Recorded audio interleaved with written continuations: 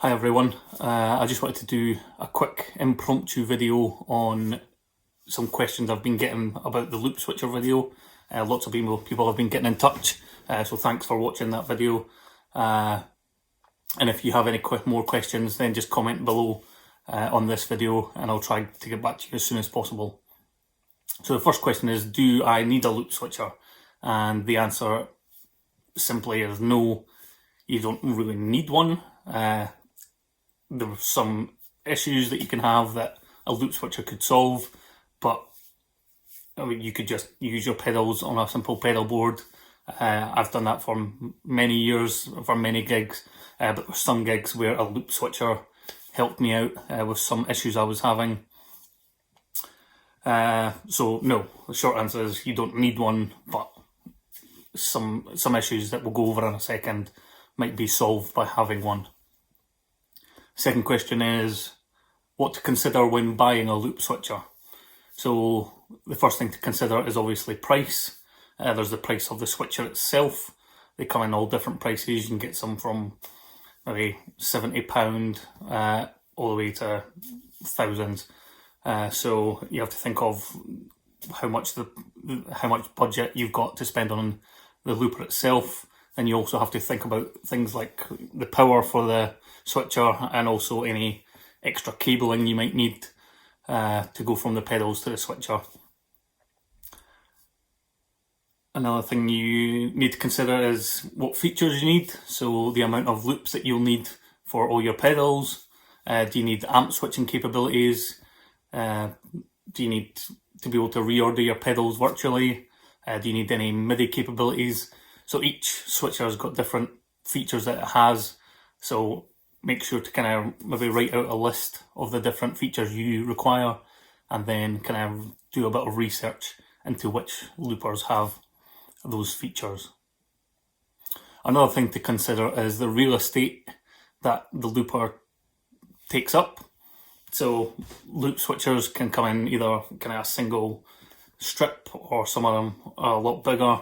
The more advanced ones usually end up being a bit bigger, so they take up quite a lot of space on your pedal board, so it's something to consider. Obviously we want to get as many pedals on the board as possible, so you have to kind of make sure you've left enough space for whichever switcher you're going to buy. The next question is, which loop switcher should I buy? And again, that's all down to the features that you need. There's lots of different makes, so Carl Martin does the Octa switch. Joyo do some really good ones. There's Loop Masters, Bright Onion pedals, and then the Gig Rig as well. There's more than that. Loads of companies make them, so you just have to see which looper meets the features that you need and also the price that you need. And last part is, what are the main reasons for having a loop switcher?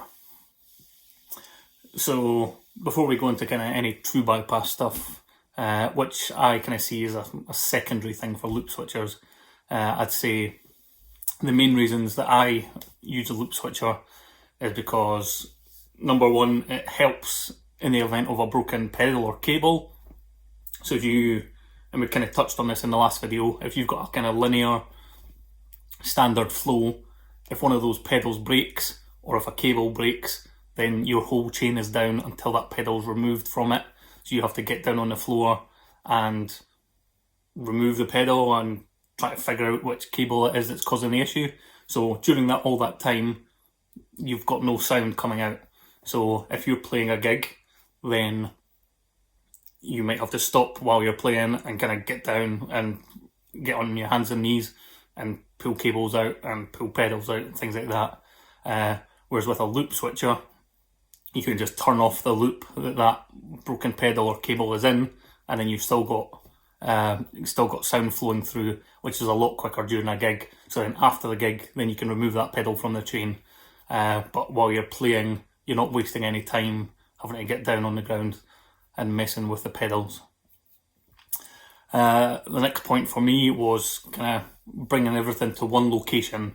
So when I was playing gigs, kind of function gigs or covers gigs, we were having to cover a lot of different sounds. So I maybe had like 30 pedals in my pedal board, And I was also singing, so when I'm trying to sing at the same time as maybe switching 4 pedals on and 4 pedals off, it was becoming a bit of an issue.